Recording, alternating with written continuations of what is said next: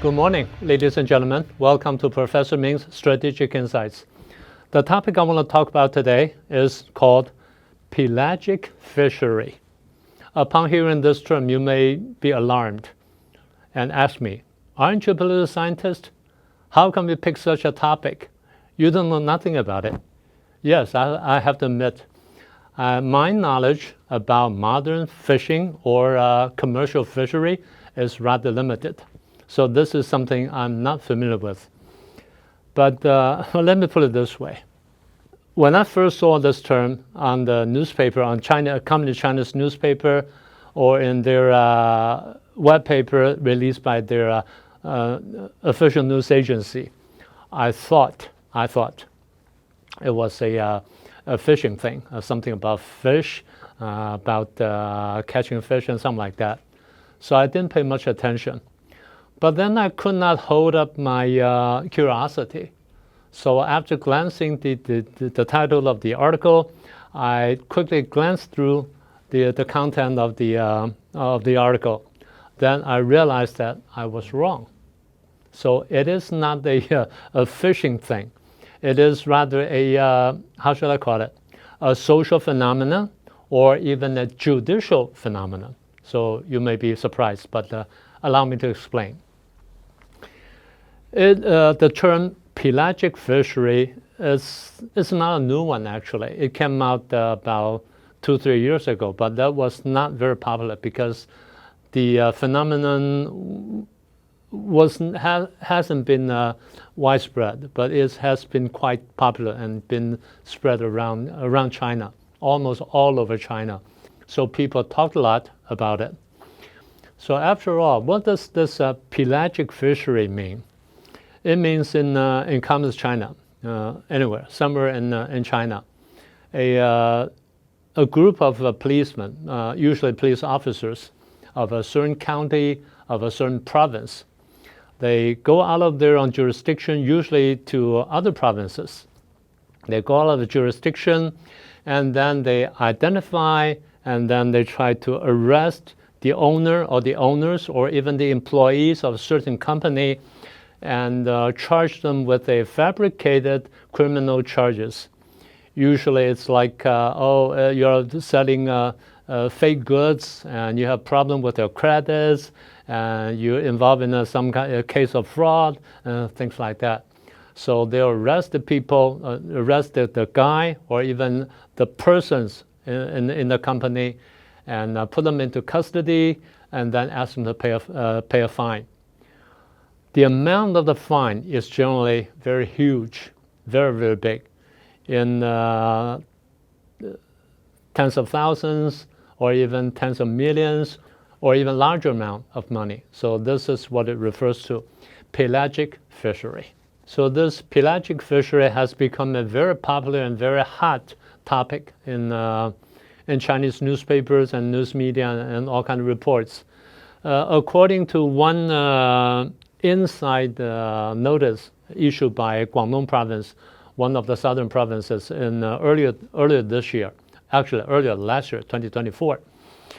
They said that the internet companies in their province had been suffering this kind of fishery for a long time, and the situation is so bad that they could not live any longer. That means they have to close up or they have to go bankruptcy. So it is serious, and it happened mostly in cities like Guangzhou, Shenzhen, and Dongguan, the most advanced part of the commercial sector of Guangdong province. And in Canton or Guangzhou city alone, in 2023, there are nearly 10,000 such companies who had gone through such kind of a bad experience. Yes, you heard me right.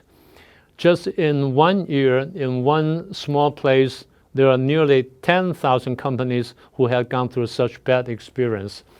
And in 2024, it was in 2023, and in 2024, it is reported there are at least 82 listed companies who had gone through such things, the pelagic fishery. Since the phenomenon has become so popular and so widespread, it catches attention of many people, and many experts or scholars who had written articles about it. A very famous one is by an economist who was the, I believe he still is, the deputy director of the International Strategic Study Institute of a Central Party School. You know that it is an important place. He published an article in the web, and he appealed to the government, the central government, to do something about it, because it is so bad and it has caused much damage to the business environment in China. So he wrote an article, and there's so many articles about it, and people have been talking about it, and people have been holding seminars to discuss how to deal with things like that, and so on and so forth. So after talking about this phenomenon in an abstract way, let me try to give you a few examples, very solid examples, so that you know a lot better about the whole thing. The first case is a company in Hangzhou in Zhejiang province, one of the eastern provinces in China. And this company sells a package. They call it the bathing supply package, and it's a small thing. So it's about $10–20 a piece. Anyway, it is claimed that a customer, who bought about $240 worth of this commodity, and then he took them home, and he tried them out, and discovered that they're not satisfied. He said that there's some problem with the quality of the product. He went to the police station in Chongqing in Sichuan province. It's like about half of China. It's that huge, that big a distance. Anyway, so he filed a criminal charge in Chongqing police station. And the Chongqing police station, after receiving the case, they sent out 300 policemen all the way to Hangzhou to arrest the owner of this privately owned business. We call it POB. And again, let me clarify it. This company, they did not produce this package. They bought it from a third place, a company in Guangxi, a southern province. So it's like a triangular relationship. Anyway, it's kind of complicated. So for this $240 worth of case, they sent out 300 policemen to arrest the owner of the company, along with 155 employees of the company.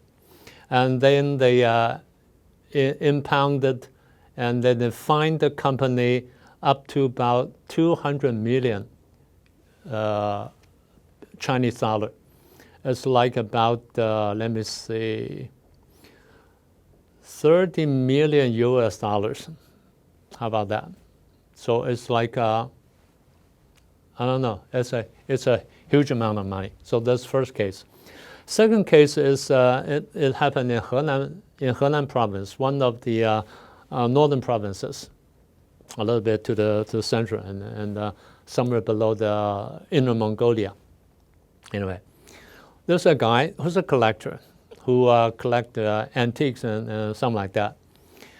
He took one of his antique to a so-called auction house and asked him to verify its authenticity. So the company took this piece of antique, and then they verify it, and then according to their pricing list, they charged this so-called collector a 5,000 yuan. It's like about $700 US for the commission. Anyway, so I did. Then this collector who paid the verification fee, paid the commission, and then he went to the police station to file a lawsuit and saying it's a fraud. That's a fraud.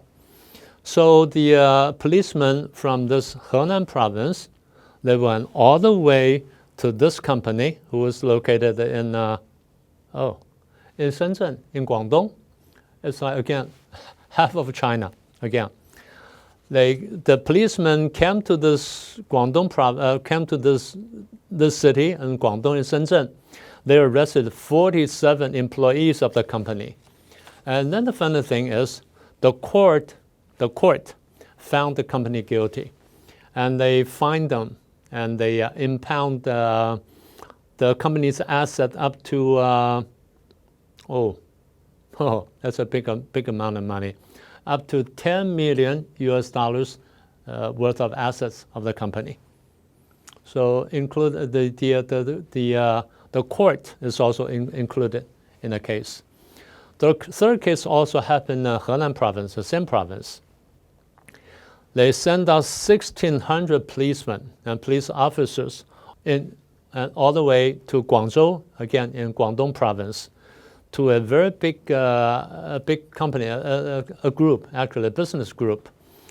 And then they did this pelagic fishery, claiming that they're involved in some kind of fraud and some kind of counterfeit or things like that. It's strange.